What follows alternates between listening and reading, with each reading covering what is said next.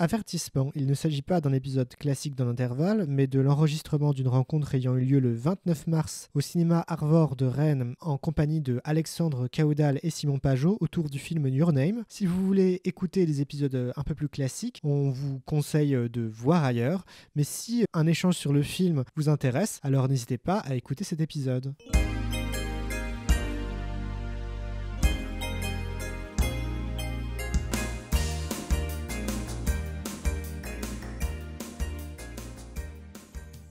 Bonsoir à tous, vous m'entendez, je pense. Merci à tous pour cette belle salle, là, vous êtes nombreux, ça fait plaisir.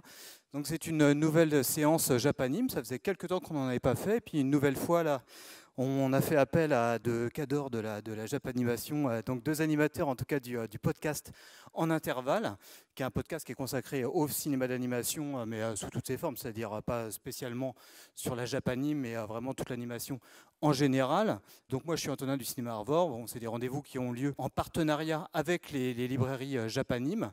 Vous savez sûrement que la semaine prochaine, en tout cas le 6 avril, on va faire une avant-première du nouveau film de Makoto Shinkai Suzume. On l'aura évidemment à l'Arvor à l'affiche par la suite lors de sa sortie nationale. Je ne m'étends pas plus, je laisse la parole à Simon et à Alexandre qui vont vous présenter le travail de ce réalisateur et puis ce film en particulier. Merci à tous. Bonsoir. Donc on va juste introduire rapidement quelques éléments notamment sur Makoto Shinkai. Donc avant d'être découvert par le monde entier avec Your Name qui avait été un sacré retentissement, il avait commencé dans les années 90 à travailler sur des illustrations pour des jeux vidéo comme des visual novels ou certaines cutscenes pour des RPG. Et en parallèle de quoi, il travaillait lui-même sur des courts-métrages comme Voices of a Distant Star, Other Worlds, de She and Her Cat, qui réalisait en fait quasiment en solo sur son Mac avec des logiciels Adobe, et il s'est plus ou moins fait la main tout seul comme ça, en faisant lui-même les doublages, en faisant lui-même également les bruitages. Il sera finalement découvert, je crois que c'était à la suite des 5000 copies fait maison de She and Her Cat. Au fur et à mesure des projets, il va commencer à développer cette sensibilité d'instants fugaces, un peu de romances adolescentes, qui détaillent très souvent, notamment, enfin on le voit un peu ici là, sur la capture d'écran, avec des fonds très très détaillés. Enfin, on retrouve pas mal dans ses backgrounds ses qualités de travail d'illustrateur de formation. Il trouve quand même une espèce d'équilibre, on peut dire, à partir de Your Name. Enfin, il essaye dans ses premiers films de mêler avec des éléments de science-fiction, de fantastique, voire de merveilleux, comme c'est le cas dans Agartha. Il est lui-même très fan de Ghibli et de Miyazaki, et il essaye d'imiter le maître, comme pas mal d'animateurs au Japon. Mais à partir de Your Name, il me semble, en tout cas, on pourra revenir dessus, qu'il trouve lui-même sa formule et sa propre voix, si on peut dire. Voilà. Enfin, je ne vais pas beaucoup en dire plus, on va en garder pour après. Merci beaucoup. Oui, en tout cas, on vous invite à rester à l'issue de la séance si vous voulez entendre quelques pistes d'analyse de votre part, en tout cas sur le film, et puis aussi à réagir, enfin, que vous fassiez part de vos réactions. En fait, déjà, qui n'a jamais vu le film, qui va le découvrir? Donc ouais, finalement, c'est une minorité. Donc comme quoi, c'est un film qui a bien marché et que les gens ont envie de revoir. Bon, en tout cas, merci à tous. On vous souhaite une bonne projection. Et puis n'hésitez pas donc à rester pour après qu'on discute. Merci à vous. Bonne séance. Rebonsoir. Donc on va prendre quelques minutes pour un peu rediscuter du film. Nous, on aime bien le cinéma de Makoto Shinkai. Donc on était content que le film passe et de pouvoir en parler. Après, on n'est pas forcément non plus très spécialiste. Il n'y a pas forcément beaucoup de sources en français sur son cinéma, sur sa manière de travailler. Donc on ne va pas forcément faire très long. Pour revenir un peu sur le film, peut-être que vous y avez pensé pendant la séance, mais pour revenir sur quelque chose d'assez basique, c'est un peu la tarte à la crème pour parler du film, mais on peut commencer par là. Quand le film est sorti en 2016, il y a beaucoup de commentateurs au Japon ou en France qui ont pensé au fait que le film était une sorte de retour un peu rétrospectif sur le drame de Fukushima qui s'était passé en 2011, puisque le film sort en 2016. Il évoque un fait, une catastrophe qui se serait passée donc 3 ans avant 2016, donc en 2013. La catastrophe de Fukushima s'est passée en 2011. Donc voilà, on est à peu près dans ces eaux-là. En 2016, il y a un autre film qui va sortir au Japon qui revient de manière plus concrète sur la question de la catastrophe atomique, qui est un Godzilla, qui s'appelle Shin Godzilla, je crois, qui est aussi un très bon film. Et donc voilà, donc les deux films vont sortir en même temps. C'est un peu la première fois depuis 2011 que le cinéma japonais va un peu prendre en charge la catastrophe qui s'est passée, quoi. Donc voilà, c'est quelque chose je ne sais pas si vous y aviez pensé, mais en tout cas, il y a quelque chose de très marquant, notamment quand le garçon va arriver devant la ville détruite et qu'il va voir toutes ces barrières de protection avec zone interdite, etc., qui va revoir un peu la scène. Il y a des images qui sont très marquantes, qu'on a pu voir un peu à la télévision, quand la catastrophe s'était passée en 2011, etc. Donc voilà, c'est une des clés possibles pour comprendre le film. Pour parler un peu plus de Makoto Shinkai, c'est quelqu'un, comme l'a disait Alexandre un peu au début de la présentation, c'est quelqu'un qui, avant Your Name, donc en 2016, faisait des films qui étaient assez différents. C'est quelqu'un qui donc travaillait soit tout seul chez lui, en faisant des films un peu expérimentaux, qu'il a réussi à diffuser, et puis après il s'est intégré un peu dans l'industrie du cinéma. Mais c'est aussi quelqu'un qui a travaillé dans le visual novel. Je ne sais pas si vous savez ce que c'est, mais ça peut être notamment des jeux vidéo. Qui sont basés sur des récits. Donc ça peut être des point and click ou ce genre de choses, pas que, mais qui sont basés sur des récits un peu emberlificotés. Bon, je ne suis pas spécialiste du sujet, donc si quelqu'un c'est un peu des jeux de discussion, si vous voulez, des sortes de romans graphiques interactifs. Je voulais juste revenir sur le lien que tu faisais avec Shin Godzilla, je t'interromps, mais c'est qu'il y a quand même une différence notable entre les deux, c'est qu'il y a quelque chose qui est profondément absent de Your Name à l'inverse de Shin Godzilla, c'est qu'il n'y a absolument pas la présence du nucléaire, comme c'est le cas avec Shin Godzilla, où de toute façon Godzilla n'existe pas sans radiation, la salamandre ne peut pas devenir gigantesque.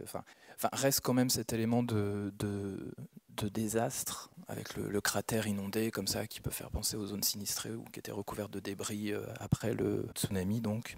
Je voulais dire que vous avez raison, parce qu'en fait, au Japon, le Fukushima, comme on l'appelle, en fait, le nucléaire, c'est vraiment une petite partie du désastre, parce que, en gros, Fukushima, il n'y a pas eu de mort. Il y a eu un mec qui a fait un arrêt cardiaque parce qu'il travaillait trop. Sinon, le tsunami, il a fait 18 000 morts sur plusieurs centaines de kilomètres et ça a été un vrai désastre. Et ce dont vous parlez, voilà, vraiment les images de juste les débris entassés, c'est un truc, notamment dans le film La famille Asada, où on va voir là-dessus. Et vraiment, c'est ça qui a marqué le plus le Japon plutôt que le nucléaire. Et je pense que c'est pour ça qu'on n'entend pas parler là-dedans. Mais c'est un truc, nous, Européens, on a surtout vu la centrale et pas du tout le tsunami à côté, voire même on a fait l'amalgame entre les morts du tsunami et les morts de la centrale. Donc je pense qu'il faut shifter un peu effectivement et se rendre compte de ce qui a vraiment traumatisé le Japon là-dessus, quoi. Ouais, on était sur 650 km de côte touchées par des vagues qui pouvaient atteindre plus de 10 mètres.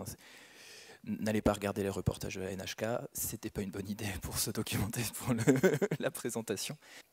Je voulais surtout rebondir sur une manière très japonaise, mais qui a été définie et reprise pas mal par des occidentaux, de traiter de la catastrophe d'une façon qui exemplifie très bien le film et qui s'appelle le Sekai-kei, qui consisterait en fait en nouer tous les enjeux de cette catastrophe dans les mains d'un nombre très restreint de personnes et dans leurs interactions. La solution, le salut en fait de la catastrophe dépend des interactions entre les personnages et de leurs relations.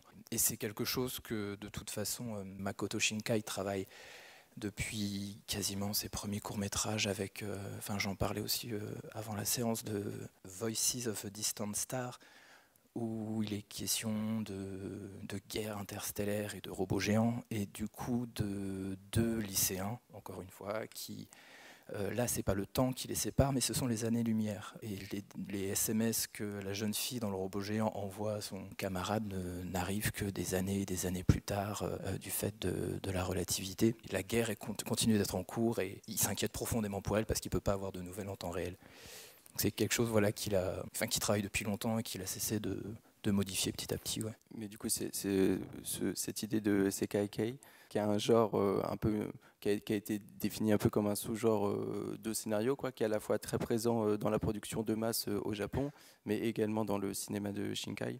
Donc c'est cette idée aussi, et c'est ça qui est intéressant, parce que c'est très présent dans ce film et dans d'autres films de Shinkai, qu'il y a une catastrophe à venir dont seuls les enfants ont la connaissance. Donc un groupe assez réduit d'enfants qui ont la connaissance, là c'est un couple. Le film de Shinkai que je préfère, qui est pour ma part Les enfants de la pluie, qui est sorti en 2019, qui est donc 3 ans après Your Name, qui est un peu dans la même veine, qui est vraiment un film que je trouve aussi très réussi. C'est pareil, il y a un couple d'adolescents qui ont un peu le secret d'une catastrophe à venir entre les mains. Il n'y a que ce couple qui a la possibilité de résoudre la catastrophe. Et à chaque fois, les adultes, les enfants vont essayer de prévenir les adultes, etc., qui vont être dans une sorte d'inconscience absolue de la catastrophe et de refus d'écouter la parole des enfants, quoi. Donc c'est quelque chose qui est très classique dans la production, soit des animés, soit cinématographique au Japon, puisque c'est effectivement quand on met le destin du film et le destin du monde dans les mains d'adolescents, voilà, ça parle aussi aux adolescents qui vont être le public pour recevoir le film, quoi. Mais c'est quelque chose qui intéresse Shinkai. J'ai l'impression, en voyant juste la bande-annonce de Suzume avant le film, c'est sans doute quelque chose qu'il y aura encore dans le film que Shinkai va sortir en 2022.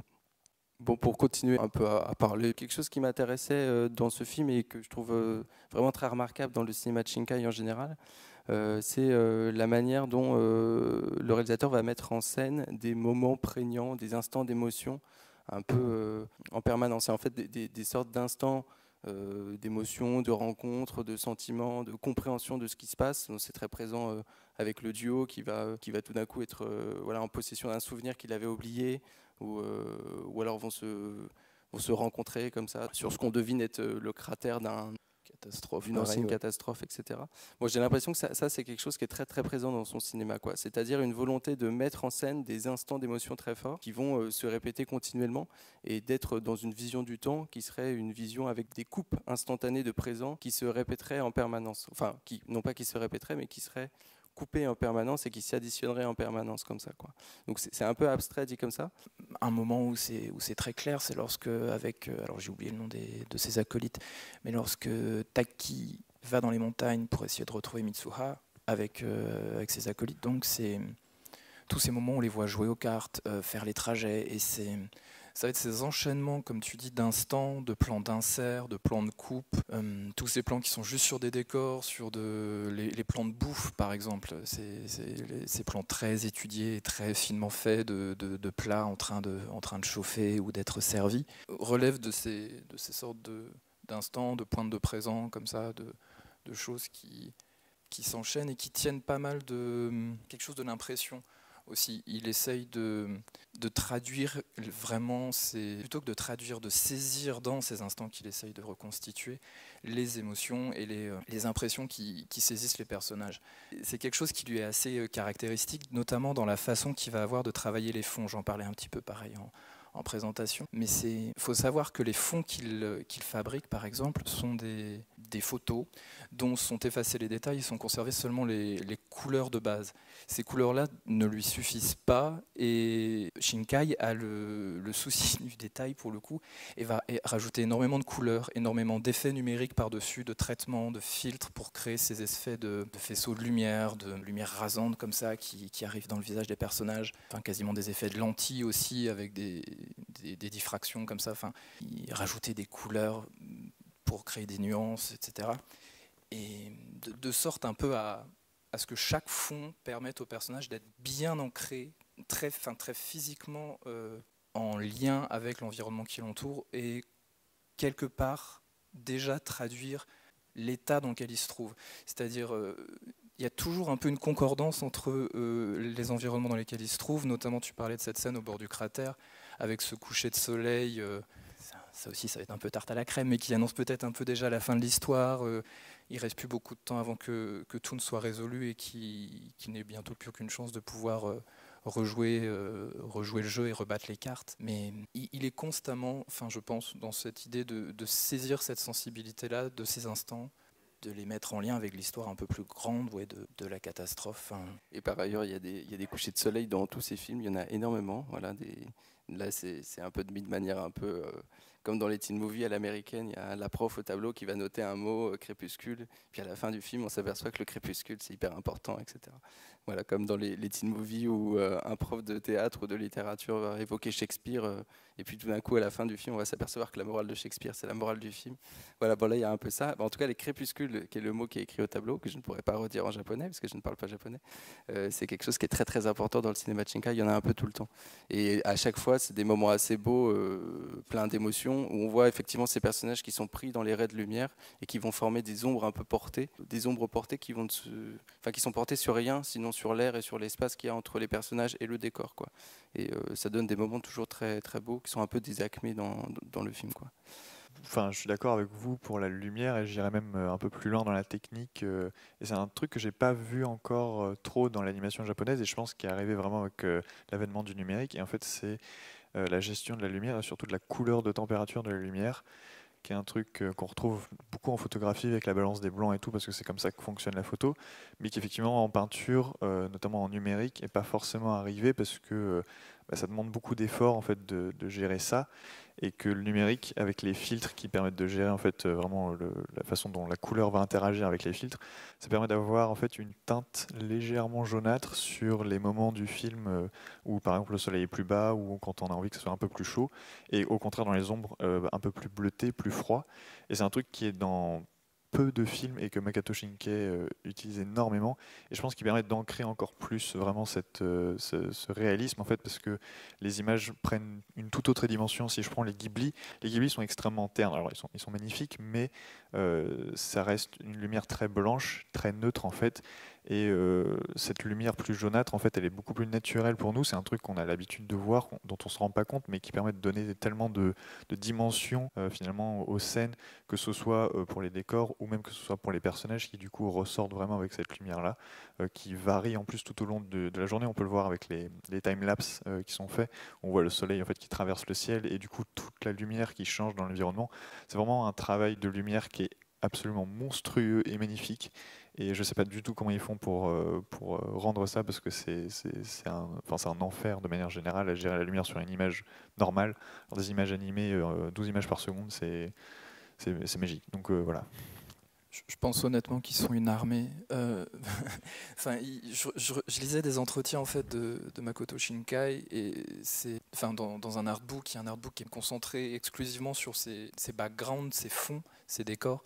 Certains des artistes de ses équipes expliquaient que Shinkai les avait formés lui-même à la tablette graphique et à donc After Effects et Photoshop